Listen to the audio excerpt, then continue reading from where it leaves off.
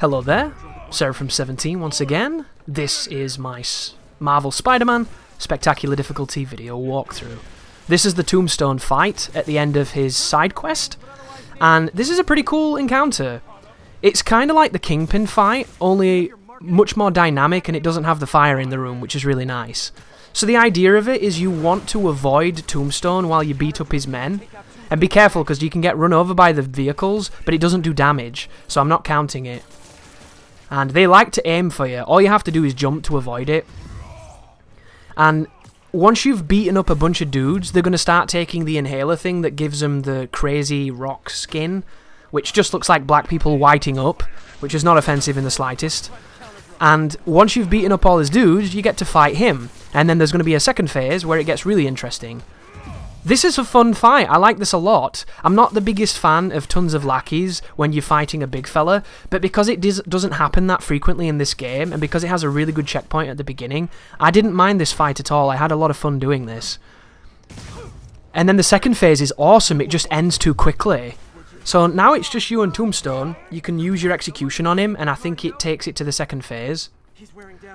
So it at least knackers him a little bit.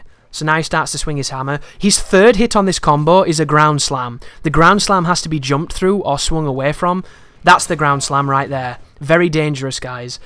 It's easy to get hit by those unless you know they're coming. And getting used to a move being a ground slam is not the easiest thing to do sometimes, because it's just, you don't react to it. I'd like it if the spider sense showed a different colour when a ground slam was coming, because then it would be visual language that your brain reads without you thinking about, but instead you just have to learn his movesets, which is fine because he has like 4 moves.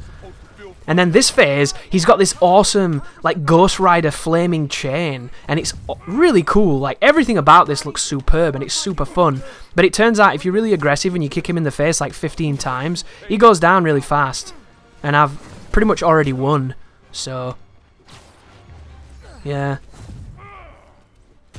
And that's kind of one of my problems with the bosses in this game, not meaning to sound negative. It's just that sometimes you whoop their ass too much, and it always leaves you craving an extra phase, or for them to have a new moveset, or to transform, or for someone to interrupt and to change the dynamic, maybe move scenes. And then you get a cutscene and you've won, and you're like, oh, I was just getting started then.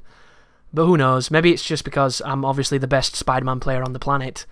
But thank you for watching. I hope you've enjoyed this walkthrough, and look forward to the ultimate difficulty if it ever comes out. You take care now.